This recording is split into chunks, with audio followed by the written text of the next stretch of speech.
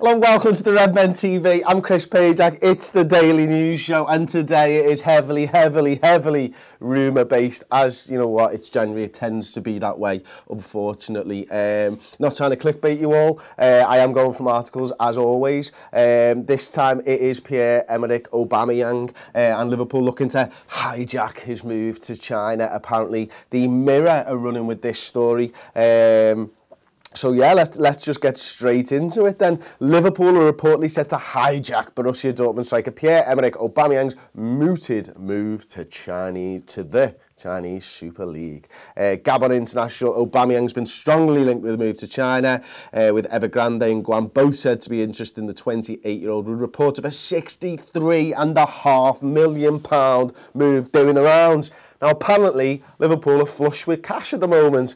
I wonder why that is. And according to Le Sport 10, I'm assuming there are 9 other sports, probably not as good, probably not as reputable as Le Sport 10, doing the rounds, and they will all be talking about Aubameyang to Liverpool. So, as I always do, I investigated. I dug a little bit deeper into this story, i.e., I visited Le Sport 10's website, and of course, I translated it from French into English for everybody. And everybody knows I love a translated website because I think you really get to the root of the problem. You really get to the root of the story if you do translate a page from French into English, or from any language into English, or into the language that I can understand, which is just English, by the way.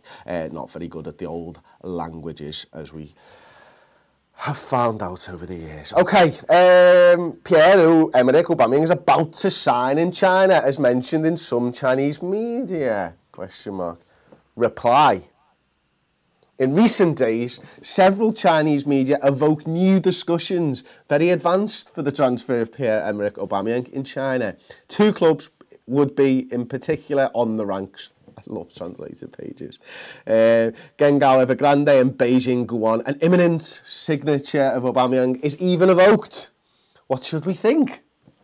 I don't know. I'm hoping you're going to tell me what we should think. Aubameyang has not said yes to China. According to our information, it is true that the Chinese clubs have relaunched the negotiation for a transfer this winter. However, the case is not yet concluded. Dun dun dun. That wasn't in the translation I did that. No agreement has been reached with Borussia Dortmund. Moreover, if Pierre-Emerick Aubameyang did not reject the Chinese approaches, especially if they are at the level of last summer, where he had received a proposal to €30 million net per year, he did not given the green light. Hang on, that's a double negative.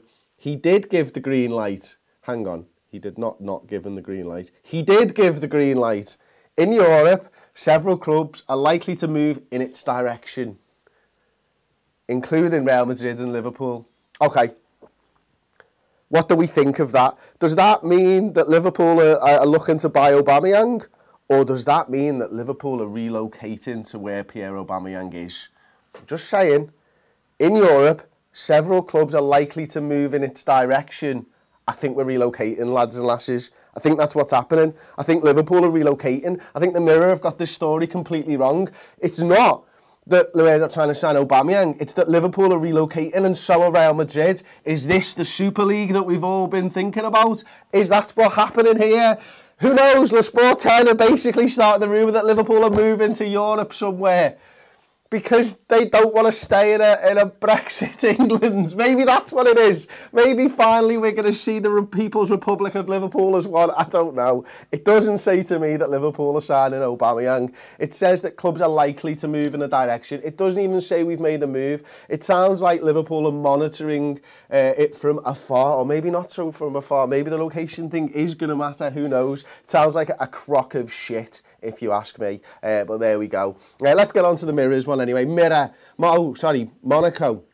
This is the Mirror again. We're going to be talking Thomas Lemar. Monaco lowered the asking price for Thomas Lemar amid Liverpool interest as Red search for Philippe Coutinho replacement. Now, this is left field as well. Liverpool, £142 million from Phil Coutinho. What the clubs normally do. They normally raise the asking price. What are Monaco doing? Sneaky old Monaco, reducing the price. What can this mean? Why would they do this? Do you know? Let me know in the comment section below. I've got no idea. Arsenal are also monitoring Lamar, but it's Liverpool reported. But it is reported Liverpool would prefer a summer move. Why would Liverpool prefer a summer move? Is this why Monaco are lowering the price? Who friggin' knows? Again, this is Christian Walsh, actually, Echo journalist. Monaco have and a friend of mine. Monaco have reportedly lowered their asking price amid interest. The Reds apparently will not be enticed into making a move this winter, report the Liverpool Echo. Okay, so we've poo-pooed that one. Apparently Monaco need more money because they haven't got enough from Bernardo Silva and Benjamin Mendy. And of course Kylian Mbappe. Liverpool remain interested in the French international, although indications are their efforts to bring the player to Anfield will not be focused until the summer. RMC Sport now claim Monaco could change the stance and will begin negotiations for the player at €70 million or around 61 million quid. Hang on, let's check that out. What is 70 million euros in pounds? Let's see. 61 million, they've got it right, well done, as Arsenal begin to position themselves as contenders for his signature. Okay, so what Christian, and listen, I fully respect Christian Walsh. If Christian Walsh is saying that Liverpool aren't going to move for Lamar until the summer, I would suspect that that's going to be the case because, as I say, he knows what he is, he knows what he's talking about, he's a very good journalist, and he knows the Liverpool scene inside and out. So there you go, let's move on. Phil Coutinho. I know we don't want to talk about Phil Coutinho anymore. We will come to the comments section a little bit later once we've done the news. But this I thought was quite interesting. Jordan Chamberlain, another guy that I speak to, this time for Empire of the Cop, has broken down exactly what Liverpool receive in add-ons from Phil Coutinho. So the 40 million add-ons, let's get into this first and foremost. I'm going to highlight this little passage here. The Spanish have given us 120 million euros up front, so I guess that's, you know, around about 110 million, who won't make a debut for them this month after it turned out the thigh injury was genuine. Oh, poor Phil. Okay, so El Periodico state the extra 40 million will be made up as follows. After 25 games, Liverpool will receive 5 million quid. I'd expect that to come maybe beginning of next season sometime. After 100 games, Liverpool will receive 20 million quid, so you're probably looking 2 seasons for that, 2 in this. So that 25 million to me looks guaranteed. After Champions League qualification, Liverpool will receive another 10 million euros. Okay, maximum of 2 of them. So 10 million this season, 10 million next season. You're thinking Barcelona are going to qualify. That looks like 45 million euros of guaranteed money there for Phil Coutinho, and an extra 5 million if Barcelona win the Champions League. I wonder if that's this season or whether he has to play in the Champions League. It looks like, yeah, 45 million guaranteed with an extra 5. This could put, that's a lot of money, isn't it? You know what I mean? That looks like, well, it's not, he's winning the Ballon d'Or twice on the run, so that looks quite good. We'll move on. Riyad Mahrez's fake Liverpool medical explained. Again, another one from Empire of the Cop, who were talking about, you know, we've spoken a bit about it. Mahrez was supposed to have his medical on Sunday, didn't have his medical on Sunday. The article here claims that Winger's agent contacted beIN Sport, RMC and FS Sport with the news of the fake medical, and the former ran the story without contacting Liverpool first. Interesting. They said the mysterious reps do have links to Mahrez and they're trying to get him out of Leicester by speaking up potential interest in the press. He's not on Liverpool's radar though, although we're not sure who is. In terms of attacking midfielder to bolster out the ranks since Coutinho's exit, we think it could be a name so far not linked to the club, as per the Telegraph's Jason Burt, which came out at the weekend, that it was an interesting target that nobody's talked about so far. So yeah, still says to me, like, listen, we're talking about Lamar, that seems to have been put on till the summer right now. Aubameyang would be interesting, but it looks like a crock of shit. And then you've got Mahrez, which is looks like it's definitely not going to happen at the moment. Okay, on to some team news. Salah set to hand Liverpool a big boost ahead of the Manchester City clash. We caught wind of this one yesterday. We spoke about it on the redmentv.com, on the Reds transfer roundup. We do a little bit of just general news at the end of that. Salah looks like he's winning the race to be fit for that Manchester City game. Huge game. Let's hope we hand them their first loss in the Premier League this season. Showed the way world and the rest of the Premier League. More importantly, that they can be beaten.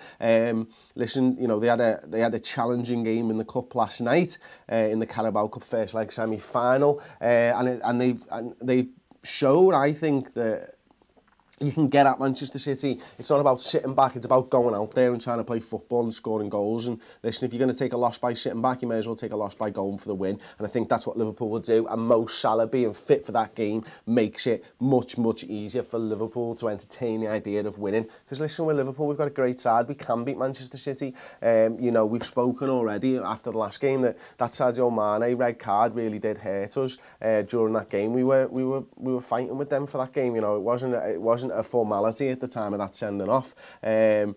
Liverpool had chances. Sadio Mane needs to pick his form up. This could be the game that he turns his entire season around, and Liverpool show the rest of the league that we're fighting for second and not fourth place in this league. Mohamed Salah being fit for that clash is vital, in my opinion. I'm sure you're exactly the same. It's a bit more Chelsea news than Liverpool, but you know what? I thought it was really, really interesting. Conte suggests, and this is on Bleacher Report by Matt Jones, that Chelsea were priced out of signing Virgil van Dijk. Chelsea priced out of signing Virgil van Dijk by Liverpool. Wow. So he admits that he was interested in signing the centre defender who knocked Everton out of the cup almost single-handedly last Friday. Just thought I'd get that in there one more time.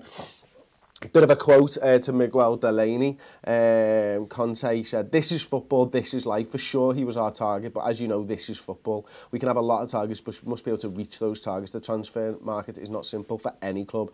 Liverpool bought Van Dijk to reinforce their defensive line. I think Van Dijk's a top defender. They spent 75 million for this player. At the same time, they sold very well Coutinho, because when you sell a player for this amount of money and then you have the rest of the money to invest to improve your team.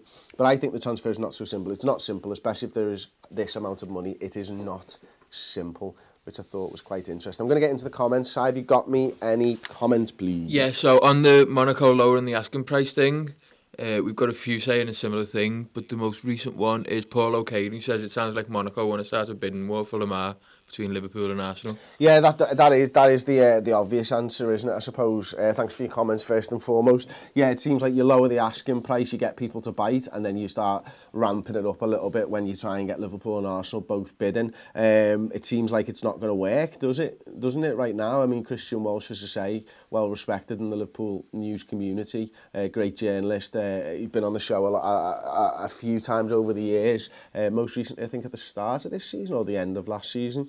If he says Liverpool aren't in for him now, I'd probably tend to believe that, but a lowering of the asking price could change that stance, because football is fluid and football transfers certainly are fluid and windows are certainly fluid. Everything changes. We've just had some sad news in that old Liverpool keeper Tommy Lawrence has just died, unfortunately. Oh man, oh that's gutting. Yeah, it is very sad. Can we get that video up, Chris, of when a reporter asked him a couple of years ago if he remembered the cup final, and he said he played in it.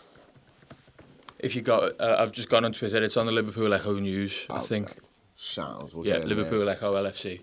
Cool. We'll get into that now then. Oh well, listen, condolences to all of his family as well. You know, a great servant for Liverpool. Between the sticks, Liverpool Echo LFC News. FC. If you haven't seen this video, it was absolutely brilliant. Here we go. Just 1 sec. Are we getting the sound? Yeah. I'm wondering whether you remember the Derby match in... Right. I'm just wondering whether you remember the sound. Derby match in 1967 at Goodison, FA Cup, 5th round, and it was shown on a big screen at Anfield at the That's same right. time. Do you remember it? Yeah, I do. I played in it. Did you? I was goalkeeper for Liverpool. Really? Yeah. Oh, well, that's a stroke of luck, me meeting nice. you. Yeah, sorry, can you remind me of your name, please? Tommy Lawrence. Tommy, nice to meet you. What do you remember about it? It was a great game, yes. Alan Ball scored the winner. You did indeed. Yeah, I did, yeah. There you go. Echo journalist clearly didn't recognise Tommy, and you know, I don't think I'd have recognised him either, to be fair. Remember the image that's now on your screens. Tommy Lawrence, the flying pig. 390 appearances, 2 league championships, 1 FA Cup. R.I.P. Tommy, says the Liverpool Echo. I'd just like to echo those thoughts, no pun intended, from everyone at the Redmen TV. Sad to see players and anyone really die, and obviously, you know what, especially when you're doing a live show, it makes it incredibly poignant, because it's turned the mood of this for me, because you know, you've got to remember ex-players, you've got to remember ex-professionals. He fought for this football club for so many years and stuff, and yeah, our condolences go out to him. We're going to go back into the comments section now. Okay. Post nudes, please, Payjack. Says MM7 skills. Yeah. Okay. 500,000 subscribers. If you're not subscribed to Redmen TV, get subscribed now. We broke through the 200,000 mark. If you're not a Redmen TV supporter on the website, you need to do that. Just done a Skype call with Chris Williams this week on the Naby Keita stuff and potentially bringing him in January. He's a Bundesliga expert. That was a 20-minute one. We've got Chris Bascom lined up for an exclusive podcast next week. We'll branch out into doing a few more of these podcast things. It's £5 a month. You obviously get your 20 hours of content every single month for that £5, as well as these new podcasts and a few new show ideas as well. So if now's a great time to join, because obviously we did exclusives week a couple of weeks ago, got interviews with so many people, you know, the King first and foremost, Jordan Henderson, randomly Lee Evans, just so many interviews. And listen, we've got Matip, we've had Sturridge, we've had loads of Gini Wijnaldum, we've spoken to loads of players and ex-players this season, and you can get all of them on the redmentv.com. Okay, would you like to see a Draxler transfer, says Advenco? Yes. Melfoy Gray, I agree, thank you very much. We don't win trophies anymore, says Max Payne, and here's the thing, winning the trophies, that stops players leaving the football club, doesn't it? You know, does Phil Coutinho leave if he's won that Europa League or that League Cup? Who knows? It is Barcelona, it is a dream, but you know, the surefire way of stopping players wanting to leave this football club is to satisfy their thirst for trophies. Liverpool need to get back to that. That's why Liverpool need to win the FA Cup and the Champions League this season and the league next season. But yeah, there we go. So there we go. That was been the Daily News Show. Again, just wanna say, you know, condolences to Tommy Lawrence's family and stuff. Really heartfelt condolences from us at the Redmen TV. Thanks everyone for watching the show. As always, thanks Si for behind the camera, and thanks for everybody commenting and liking the video. See you next time on the Redmen TV.